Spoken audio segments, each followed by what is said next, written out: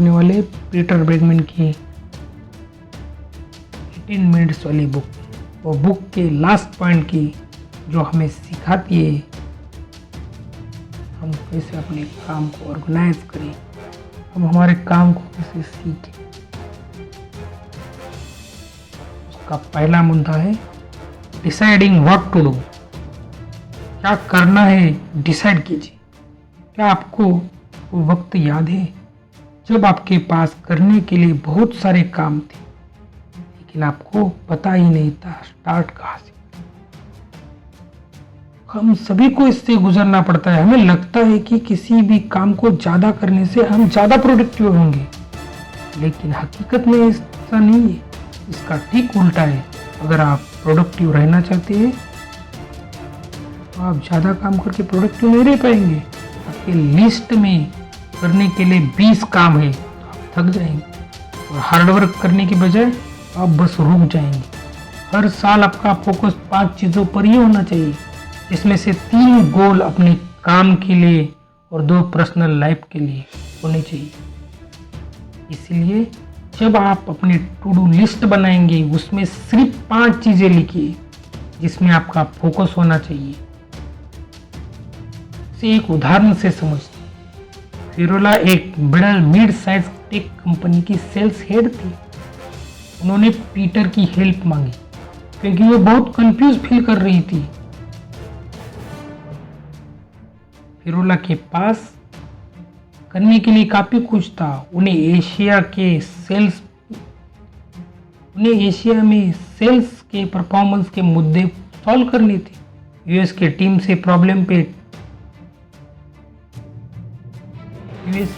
Team के साथ कुछ प्रॉब्लम को फिक्स करना था और सीईओ के साथ स्ट्रैटेजी भी डिस्कस करनी थी। ये सब टास्क फिरोला के उस टीम में लिखे हुए थे। इसके अलावा भी उन्हें बहुत कुछ करना था लेकिन वो कर नहीं पा रहे थे। वे बिल्कुल ठंडी पड़ जाती और कुछ भी स्टार्ट नहीं कर पाती। ऐसा इसलिए होता था क्योंकि उन्होंने पहले से ही इन कामों में हार मान ली। उन्हें सांस लेने के लिए कुछ पल चाहिए थे। फिर जब फिरोला ने अपने लिस्ट को ऑर्गेनाइज करने का सोचा, उन्होंने उसमें ऐसे काम देखे जो इम्पोर्टेंट नहीं थे। एक काम बस कैलेंडर की जगह घेर रहे थे और वो इन्हीं से परेशान थी। अगर आप एक एम्बिशियस शख्स है और आपको ऑर्गेनाइज होने की ज़रूरत है, वरना आप कुछ भी काम नहीं कर पाएंगे। सबसे पहले उन 5 कैटेगरीज के बारे में डिसाइड कीजिए जिनमें आपको इस साल फोकस करना है। फिर एक ऐसी लिस्ट तैयार कीजिए जिससे आप अपने इन गोल्स को अचीव कर सकें। ऐसा करने से आप ये पक्का कर लेंगे कि आपका टाइम वेस्ट नहीं होगा। इससे आपको फोकस रहने में मदद होगी। आपको कोई डर नहीं होगा। सारा दिन थका हारा महसूस नहीं करेंगे। एक कहावत है, कभी कभी कम ही ज़्यादा होता है। आपको 2022 के लिए अपने 5 गोल सोचने चाहिए। बस याद रखिए, आपको 3 करियर गोल्स और 2 पर्सनल गोल्स बनाने चाहिए। Getting things off your to do list. अपने टू डू लिस्ट में से वो चीज़ें निकाल दीजिए। जब आप अपने फोकस करने के लिए 5 कैटेगरी चूज करने के लिए और अपने सारे टास्क को सही कैटेगराइज में रखने में सीख लेंगे तो अब टाइम है अपने बाकी दूसरे टास्क के बारे में सोचिए। सब कुछ ऑर्गेनाइज करने के बाद आपके पास वो टास्क बच जाएंगे जिनकी कोई कैटेगरीज ही नहीं है और आपको इन्हीं भी करना हो तो कर सकते हैं। आपके पास ऐसे काम भी होंगे जिसे आप दिन में कभी भी पूरा नहीं कर पाएंगे। तो आप ऐसे टास्क का क्या करेंगे? आप बैठकर अपने लिस्ट को रिव्यू कीजिए। आपके पास 4 चॉइस है। आप इन टास्क को अभी कर सकते हैं या फिर कल या परसों के लिए भी टाल सकते हैं। आप अपने इस टास्क को ऐसे लिस्ट में भी रख सकते हैं जिसे आप बाद में भी कभी न कभी जरूर कर लेंगे, या फिर इन टास्क को छोड़ दीजिए। ट्रिक ए कि आपको किसी भी टास्क को 3 दिनों से ज़्यादा टू डू लिस्ट में नहीं रखना है। इस अधूरे टास्क से आप थका महसूस करते हैं, इनके बोझ के नीचे दबा सकते इनके बोझ के नीचे दब सकते हैं और खुद को कहीं खो सकते हैं। ऐसा भी हो सकता है कि आपको गुस्सा आए और आप ऐसा व्यवहार करेंगे जो कि आपके नेचर में ही ना हो। इसे हम एक एग्जाम्पल से समझते हैं। आइए इसे एक एग्जाम्पल से समझते हैं। तो एक प्रोफेशनल सर्विस फर्म के सीईओ थे। उनकी लाइफ बहुत ही सक्सेसफुल थी और वो सभी उन्हें पसंद करते क्योंकि वो एक अच्छे इंसान भी थे। लोगों के पास सक्सेसफुल जॉब था, खुशहाल शादीशुदा जिंदगी और बच्चे भी थे। वो इंटेलिजेंट भी थे, अपने कम्युनिटी का ख्याल भी रखते थे। लोग काफ़ी बुक्स पढ़ते थे। इसकी वजह से पार्टियों में लोग उनके आसपास रहना पसंद करते थे। हालांकि एक दिन डो ने अपना फ़ोन फेंक दिया जो उनके किसी एम्प्लॉय को लगते लगते बचा। लेकिन इसके बाद उन्हें एहसास हुआ कि ऐसा करना उनकी आदत में नहीं था, लेकिन उस दिन उन्होंने ऐसा किया।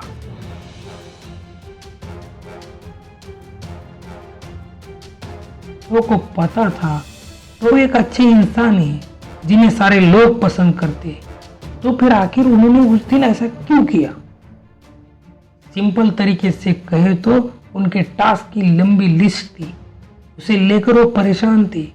डो के काफी काम ऐसे रह गए थे जिन्हें वो पूरा नहीं कर पाए। इस वजह से वो खुद को बेकार महसूस करते थे। उनके पास जो भी अचीवमेंट थे उन्हें वो लेकर भी बिल्कुल खुश नहीं थे। उन्हें लगता था वे और भी बहुत कुछ कर सकते। फोन फेंकने के बाद डो ने माफी मांगने की कोशिश की और सब कुछ ठीक करना चाहा, लेकिन प्रॉब्लम ये थी कि लोगों को सामने उनकी एक भी गलती का नजरिया बदल नहीं सकती। यही वो पल था जो डो ने पहचान बन गई, क्योंकि वो अपने टू डू लिस्ट को सही तरीके से चला नहीं पाई। अगर आप डो की तरह गुस्से से नहीं फूटना चाहते तो आपको एक सिंपल सी ट्रिक सीखनी चाहिए। हर सुबह आपको अपने फोन का अलार्म 1-1 घंटे के लिए सेट करना चाहिए। फिर 1 घंटा गुजरने के बाद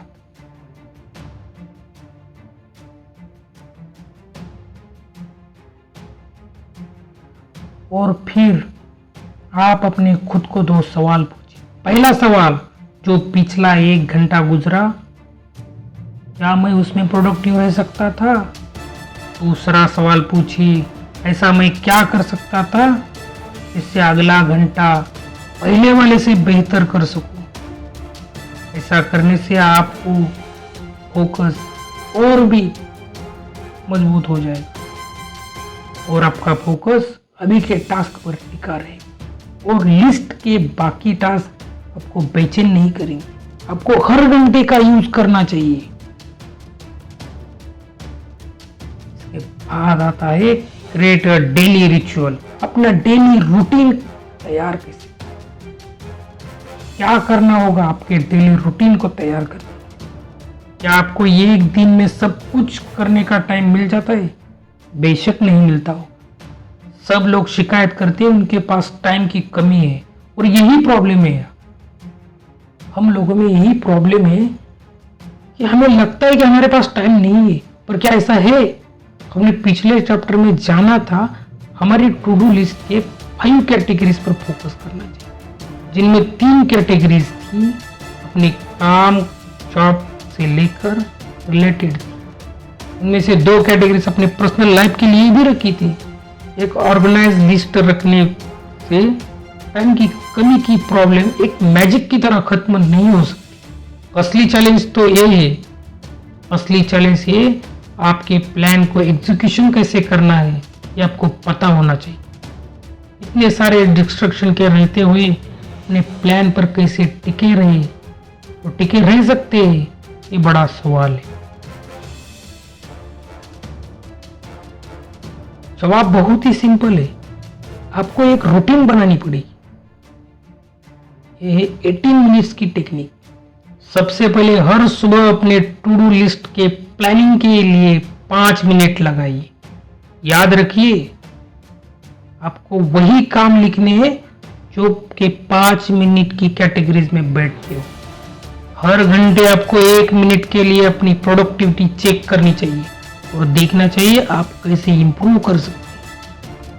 सबसे लास्ट स्टेप है, हर रोज दिन के आखिर में 5 मिनट रिव्यू कीजिए।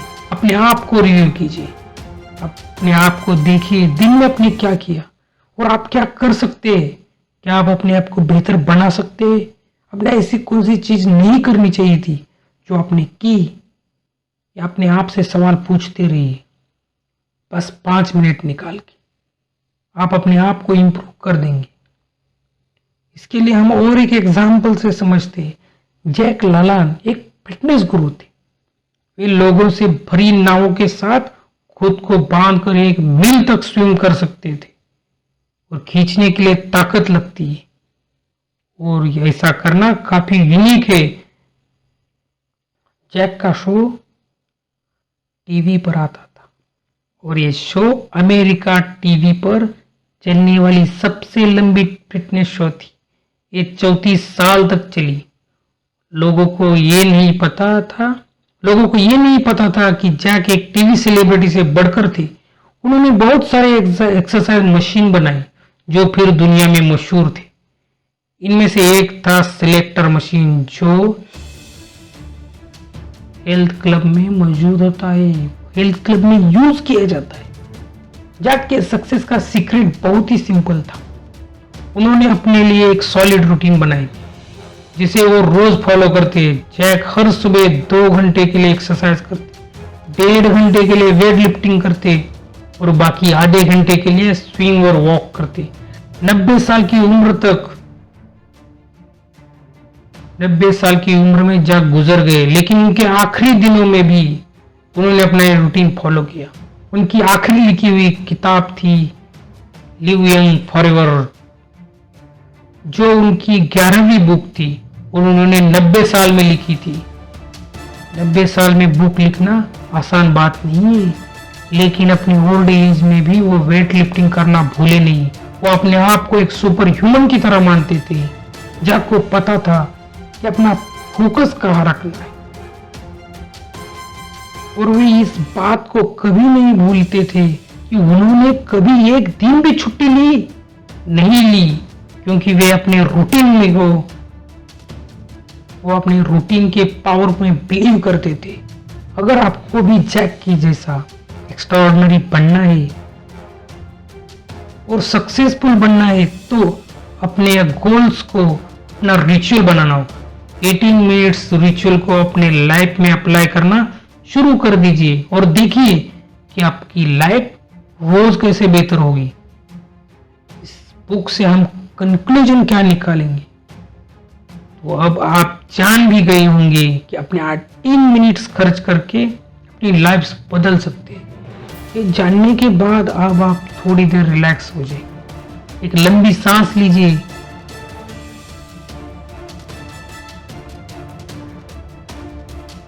और आपको जो भी बातें रोके रख सकती है आपको उन्हें छोड़ना होगा। खुद की गलतियों को मानना कमजोरी नहीं है, बल्कि एक स्टेप है जिसे आप बेहतर सोचेंगे और अच्छा काम करेंगे। आपने यह भी सीखा कि आपने रिएक्शंस को कैसे कंट्रोल करना है ताकि आप अपनी लाइफ को कंट्रोल कर सकें। यह हमेशा आपकी इमोशंस पर डिपेंड नहीं करता।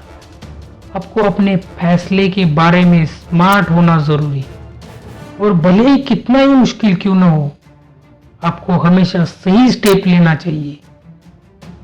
अपनी लाइफ को बदलने के लिए आपको 4 एलिमेंट पर फोकस रखना होगा। ये एलिमेंट से आपकी ताकत, कमजोरी, आपकी डिफेंस और आपकी लाइफ के पैशंस। इस बुक में आपने हर साल अपने लाइफ के 5 एरियाज को कवर करने के लिए अपने गोल्स को कम करना सीखा। अगर आप 5 से ज्यादा कैटेगरीज पर फोकस करते हैं तो आप गुम हो जाएंगे, क्योंकि आप सबको एक साथ लेकर नहीं चल सकते। 18 मिनट्स की रूटीन भी सीखी जो आपको फोकस करने में हेल्प कर सकती है और आपके डिस्ट्रक्शन को भी हटा सकती है। इस रूटीन को फॉलो करके आप अपने रोज सुबह 5 मिनट अपनी प्लानिंग में लगा दीजिए। आपको हर घंटे में 1 मिनट के लिए अपनी प्रोडक्टिविटी को चेक करना चाहिए और दिन खत्म होने से पहले 5 मिनट पूरे दिन का रिव्यू करना होगा। इस रिव्यू को फॉलो करके आप अपने सक्सेस के लिए एक स्ट्रॉन्ग फाउंडेशन बना सकते हैं। तो इंतजार किस बात का? 18 मिनट्स की टेक्निक को यूज करके आप अपने गोल्स को हासिल कर सकते हैं। आप एक ऐसा डेली रूटीन बनाइए जो आपको विनर बनाए, और ये आप कर सकते हैं। अगर आप मानेंगे तो करेंगे, अगर नहीं मानेंगे तो आप तो कभी कर नहीं सकते। दुनिया में कोई आपको सिखा नहीं सकता।